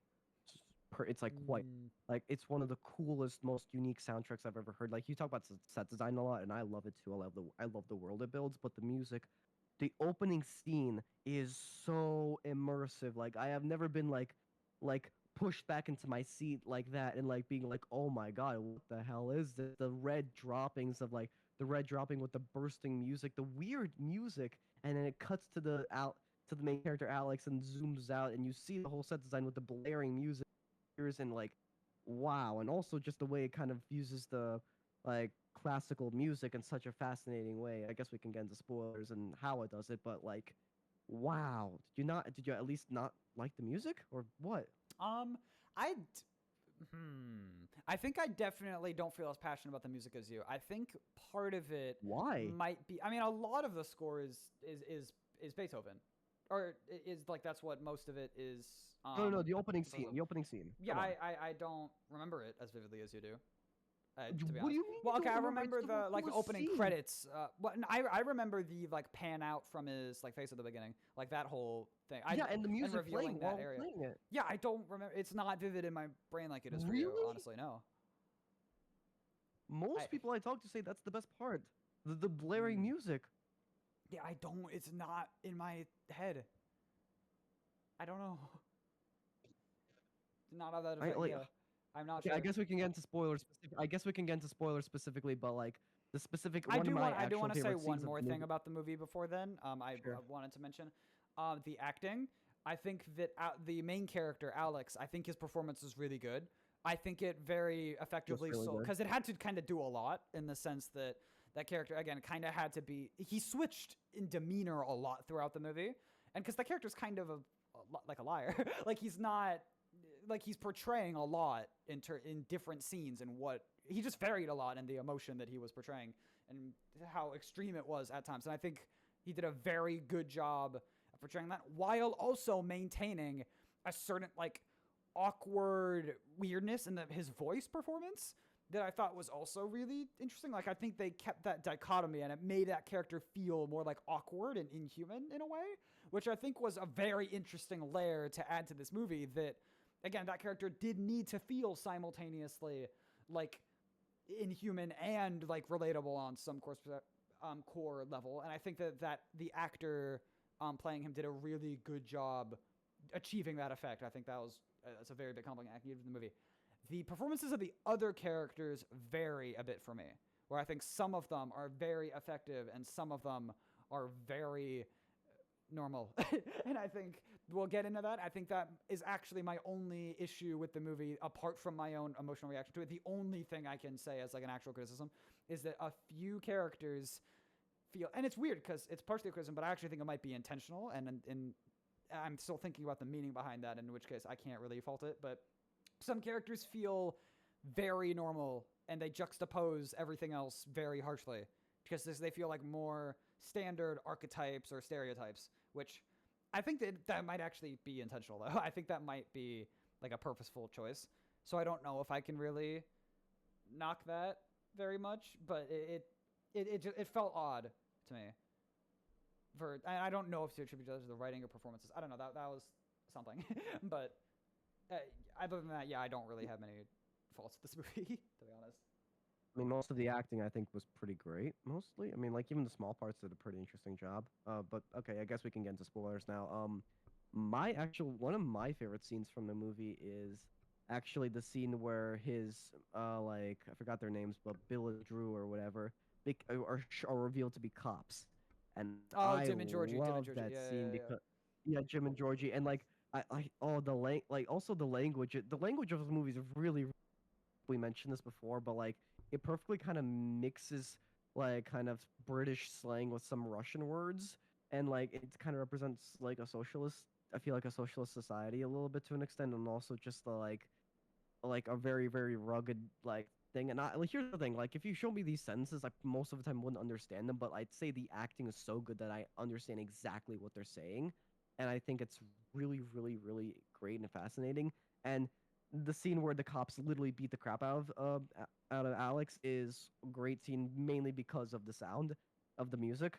And like it brings up the same music from the opening scene, which you for some reason don't remember. And I just like I love that music so much. I don't even know what it is about that specific piece that just like makes me like it feels like I'm being submerged in like a like completely immersive world, like I'm being like submerged in like a tank of water where like everything feels good, and like when I'm my whole body is covered in it, and like it's so interesting, so fascinating.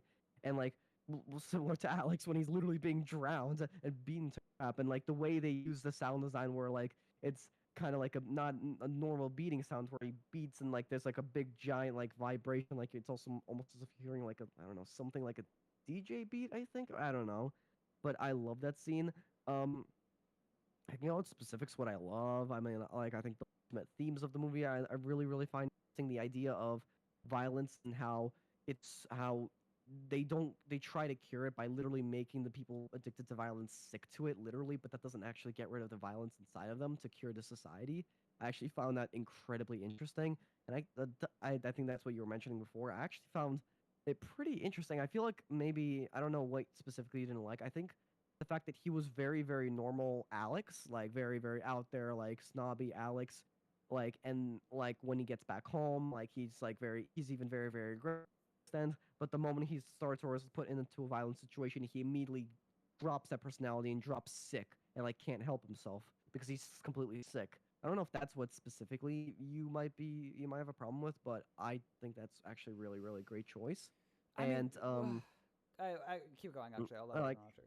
yeah, I guess the only thing that I still debate to this day is the meaning of the ending, because I don't know exactly what the ending is completely trying to say. Like it. Oh, by the way, full disclosure, this is based off of a book, and the story is almost identical except for the ending. The ending in the book actually has Kind a of pretty actually. kind of happy ending, There is a and bit like of a a kind of difference there. happier I want ending. to. Okay, no, I want to elaborate briefly. The ending of the book was changed I don't, at a I don't certain remember point. The how the ending book of the ends. book is not. It was changed by the author at one point. The ending of the movie is the original ending of the book, and then it was updated at a later date to be that more happy ending that you're describing. Which is a very I haven't heard of How something does like it this really how does happening. how is it happy again? I forgot how the book ends. I haven't read it. No, I researched this after, Bro. and my mom kind of gave some detail on that. But yeah, no, that which is a very interesting. I'm curious. I'm kind of curious about the book for a few reasons now, just because again, it is the basis of this kind of world that's being presented. But also, again, I haven't really heard of an author changing the ending of a story before after the fact, because that like to such a huge degree, that's very odd to me. Because that again, that does kind of mean that they're changing what they're saying with it, which is yeah, Yeah, I that's agree. interesting. That's strange. I'm still like go back and forth on the ending of this movie. Like I tried to figure out like it just like kind of like bewildered me at first. Like I was encapsulated by the final line, "I was cured, all right," and then I just the movie stopped, and I was like, "Huh," and I've been thinking about it ever since. And I'm like still kind of like a little bit confused on what the really true deep meaning is, like ultimately like that violence can never be cured, and because of that he's ironically saying it. Is that what he means, or is it something deeper? Like I keep doubting myself on the ending, but like, and maybe that's for the better, because maybe they don't want me to know and exactly what they're trying to say. And I think that's what I love about this movie. I keep coming back to it with all these great themes and ideas. And like yeah, I just like this movie's great. Anything else spoiler wise? Like also the scene with like the classical music when they're right next to the pond. I love that scene. Like I love how it just cuts to it and the violins start blaring with the whole like they're walking in that certain like attitude, that certain way that looks really interesting. It's how they kind of appeared at the beginning of the movie in the shadows. And oh, it's so interesting. And what it even says on the political aspect, how people on the right, maybe not people on the right, but like people like the more conservative aspect, the conservative party, I believe, in this movie is is like more dictatorial and trying to utilize him to like experiment with him and prove a point. Meanwhile, the people on the left, which is the author, is trying to utilize him to get to bolster up his cause against the government. Either way, he suffers more and more. And I find like there's just so much this movie says, and it's all so fantastically well said. Like I can go on and on about this movie, which is once again why it confuses me so much. And I think all of your friends and even your mom are so confused why you don't like this movie, because this movie is like I do like genuinely this for movie. you. No. I do like I this movie. no Okay.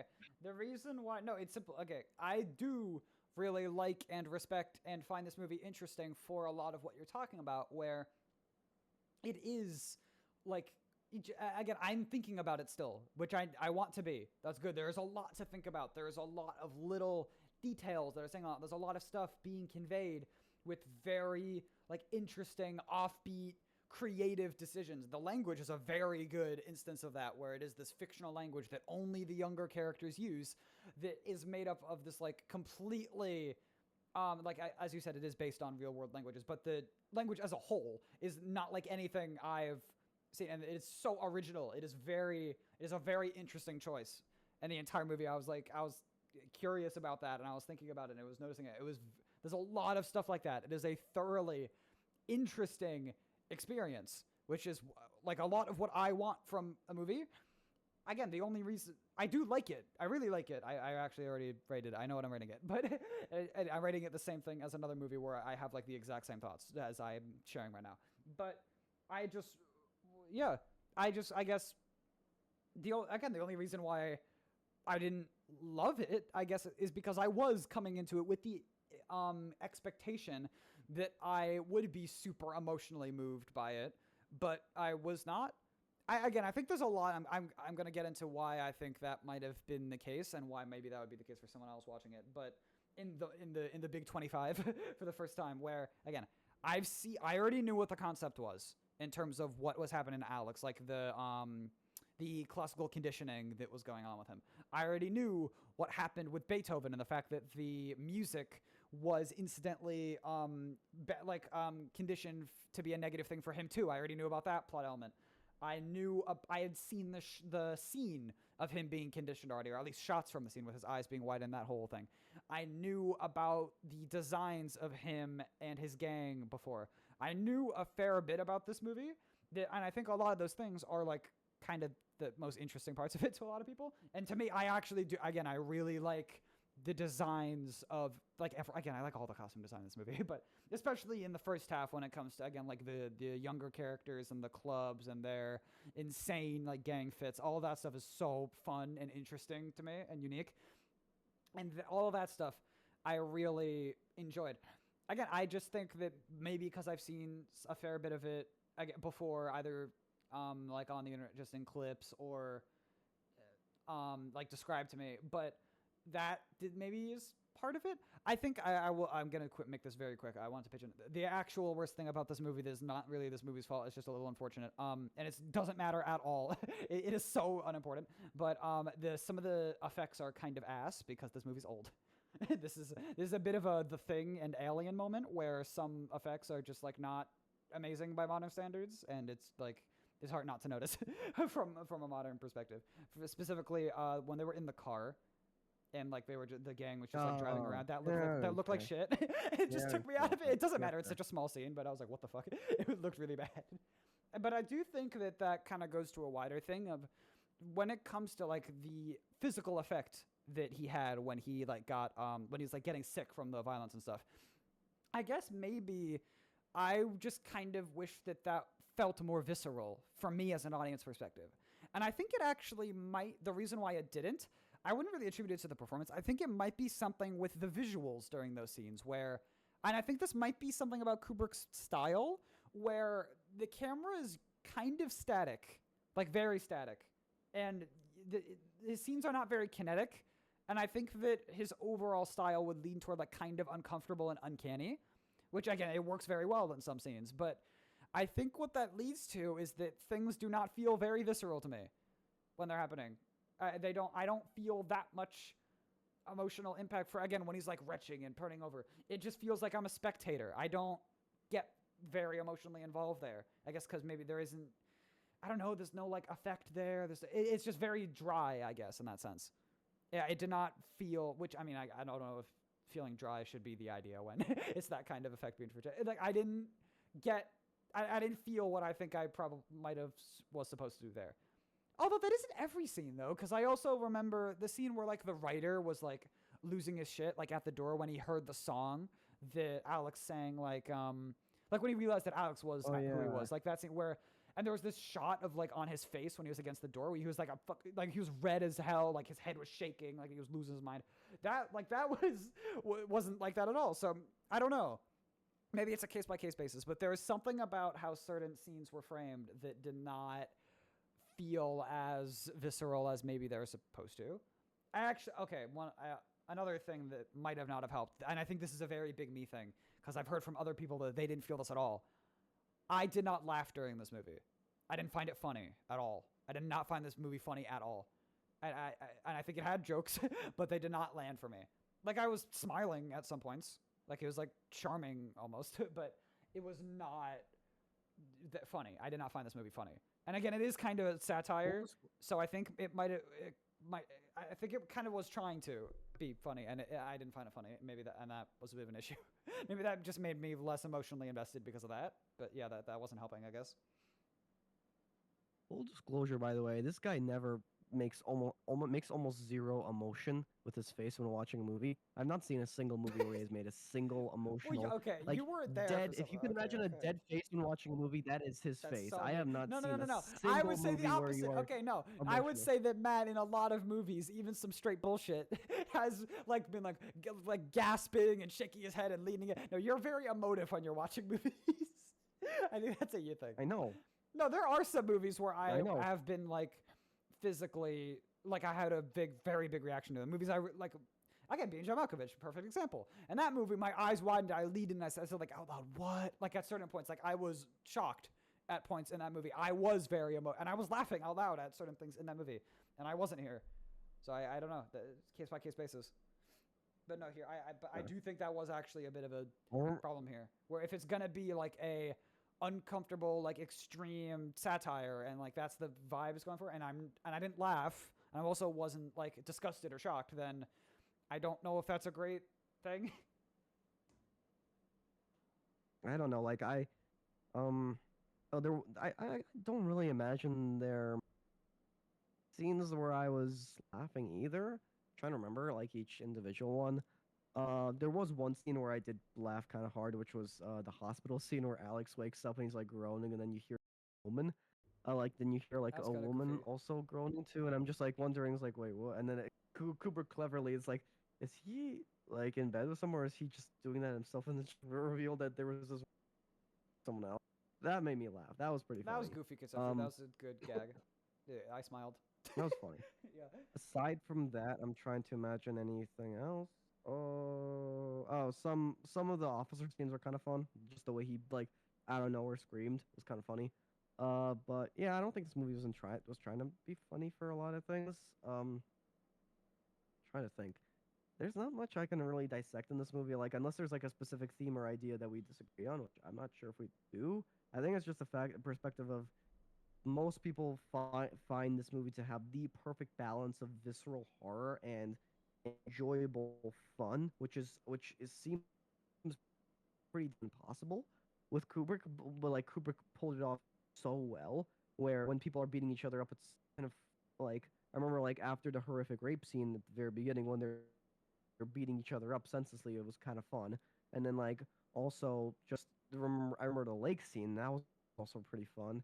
But yeah, like oh, and like I felt genuinely the most mixed emotionally with like kind of fun but also messed up with the horror when the cops were beating him up because like oh like this movie balances like this movie has such a weird unique tone that I love about it, and I guess you can acknowledge it objectively that it does, but I guess because for some reason your brain isn't programmed to like find certain things in this movie that this movie has a lot of, like viscerally intense or disgusting, because I guess it didn't have as much of an emotional reaction that it did for you. Um, I don't have much else to say about this movie, honestly. I love it. I think it's great. It's the best Kubrick movie I've ever seen. Everybody says 2001: Space Odyssey is the best one. I very much disagree completely, wholeheartedly. This one is much, much, much better in every way. Um, yeah, I really do love this movie. Any other thoughts before we start? Yeah, I wanted to have. I think I have one more idea of maybe part of why I was less kind of there with it, and that's actually again harkening back to being John Malkovich. I think it's actually the same as why you found that movie less emotionally engaging, because that, as correct me if I'm wrong, but you did say that you were not super like into it while you were watching it, and, like in any of the characters, like you didn't really I connect with wasn't it in too that into sense. the story. Yeah, the Yeah. story was cool. It was fun, but like I wasn't fully in. Like I can imagine being like fully invested. There was something I was interested in, wanted to see going. I think the thing I gave it the most credit for was the pacing. Like it really cut well, and like it really felt like a good flow to the story to the point where I was kind of engaged. I was like, okay, well, I kind of have to keep seeing where this is going to lead up to. But some choices it made, and like the ultimate like crux of the movie being like everybody wants to be John Malkovich, I genuinely didn't understand at all. Like, and that just I get that was the big disconnect, quite the huge disconnect between me and you, because you did, and I still to this day don't. Okay. But I guess No, that's I where your no, disconnect but is. my point is That's the type that of disconnect with you have for this this, movie. no, my point is that I didn't connect with any of the characters in this movie. Well, I guess I don't think I was supposed to. I don't know. I don't. I think that I can't really feel too viscerally about what's happening to characters when they are supposed to be portrayed negatively. And again, in being John Malkovich, I don't know if I super. I think there I was interested in those characters as people. Like I didn't like they're not likable. They were never likable. But I was interested in what was going on with them and where it was Same going. here. Yeah, I Same didn't. exact same thing here. Don't know if I felt that here, where I was just kind of along for the ride. Like I was just kind of there, because again maybe I can't exactly place the difference, but no, I don't, because I don't think Alex is sympathetic. I don't think but I don't think you're supposed to. He's not a self-insert. Like he's Neither he's are the not, characters from Being John Malkovich. no, Most of them. yeah. So that's why I don't think either of these movies. To me, both those movies are trying to be kind of more interesting and entertaining than they are like core relatable. Like I don't know if you're supposed. I don't think either of them are trying to be the type of thing where you're like, oh yes, this is me. I feel myself there. Blah blah blah. I don't think that's the emotional response they're going for. But that movie, I thought it was, to me, it was more shocking. It was more entertaining. It was more funny. It got those things out of me more. Where here, and I think it was more, I mean, goofy and like whimsical in what it was trying to do. But in a different way. Where that movie, I think, is just like the plot and the characters were just more out there and wacky than in this movie. And maybe that's just the type of comedy that I resonate more with, where just the more strange something is, or like weird, or something like that I wouldn't even have remotely seen before or ever thought of, is that resonates more with me as like funny. Where in this movie, that kind of tone just didn't come across. It just felt more, not like deadpan, but just less comedic. It just didn't have that energy to me. And yeah, I didn't find it that shocking. And because it is that type of movie where, again, I find it interesting. I want to think about the decisions being made and what they mean. But I'm not like, I don't have like a goal for a character. Like I'm not thinking like, I hope this happens to them, or I hope this goes well for them. Like it's not that kind of experience for me. The movie it didn't have that emotional hook to me at all. It didn't have anything, and that's what made me keep watching it, is that I found it interesting, and only that I found it interesting, really. Which again, has value to it. That makes it enjoyable to me, but it's just not the same type of enjoyment, and that's not the type of. It means that's not why I'm raving about it the same way. Or like, again, I do think it's really good, but it's just not. I didn't think it was even trying to go for that kind of experience to me. It didn't feel like it. If it was, then well, I guess that's a knock against it, because it didn't come across that way to me. But yeah, I guess that's why I kind of have this response to it. I mean, you kind of summarized, at least, maybe not all my thoughts, but like kind of a lot of my thoughts for Being John Malkovich. I just didn't care. I think it was, yeah, I feel like that's kind of interesting there. I feel like it was pretty interesting what it was trying to do, what it was trying to say. It just did not resonate with me, and there were quite a few things. But I will say, unlike this one, I feel like this one you're kind of struggling to nitpick more. I can nitpick a lot.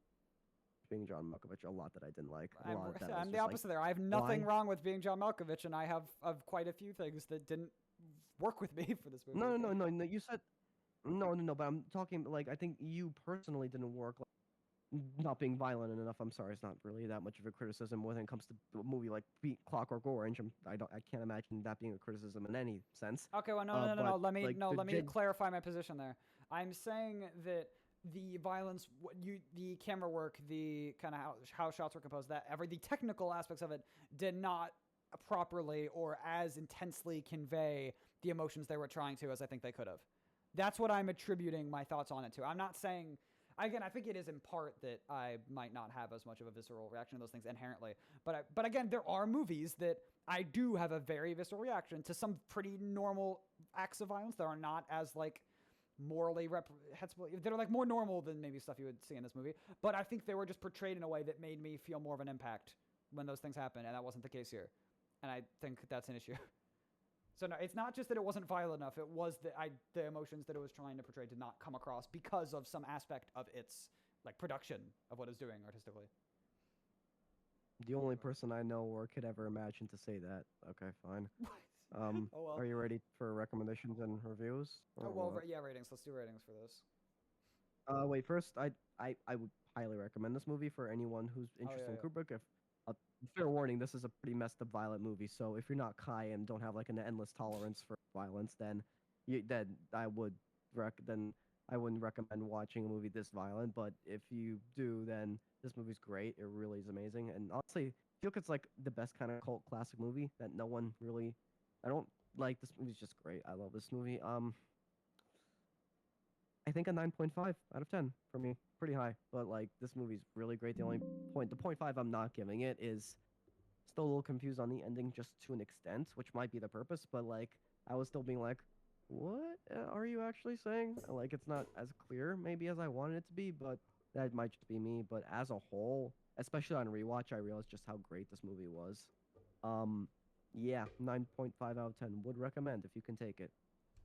Yeah, I'm not quite It's interesting. Okay, I would also recommend this movie. I found it. I was interested throughout. I found it consistently interesting and engaging. I was always thinking about it. It was a fun time, 100%. I would recommend it to, again, if you're like me and if you want to, if you enjoy thinking about the choices being made, if you enjoy thinking about things like that while watching a movie, and that's where you can derive enjoyment out of. Yes, I would recommend this movie. I thought it was a fun time. This I actually found a very good comparison that we have not talked about on the pod, and I don't know if you've seen it. The Zone of Interest. I have very similar feelings on these two movies, interestingly Oh, enough, where really? both of them, I like them. They're interesting. I am not super emotionally involved, and I don't know if I was supposed to be or not. I don't think they were. I think in a sense they were, and that's why I'm not giving either of these movies a perfect score. Where I think you were supposed to feel a little more than I think I did watching them.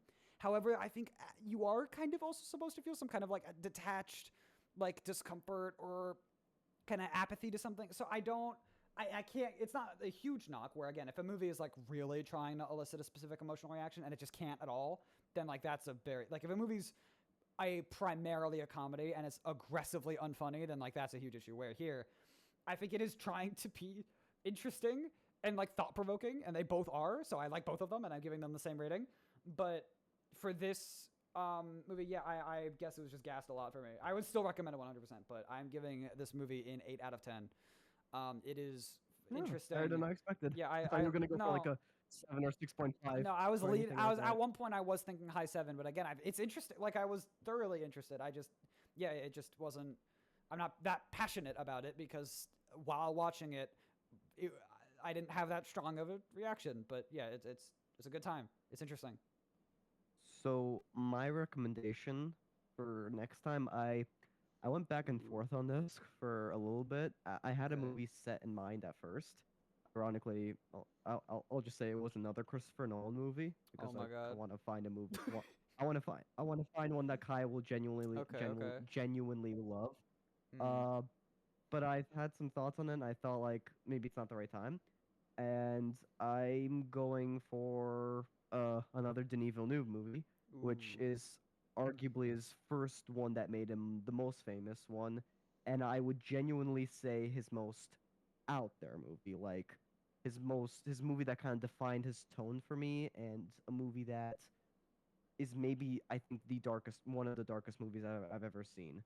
It's called Incendies. You're okay with Ooh, seeing yeah. foreign movies, right? Yeah, Or- yeah, yeah, yeah. Okay. That's fine. This is yeah.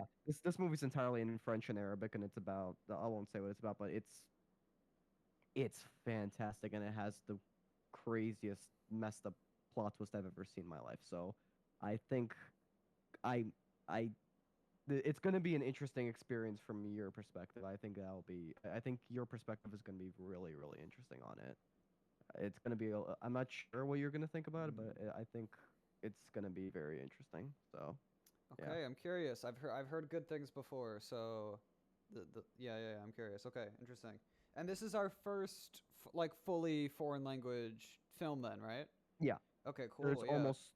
There's almost no English in it. Like I think yeah, there's Okay. literally no English in it. Okay, funky. All right, cool. I'm But excited. yeah. Yeah. All right. Yeah, this should be fun. All right. Bye. Yeah.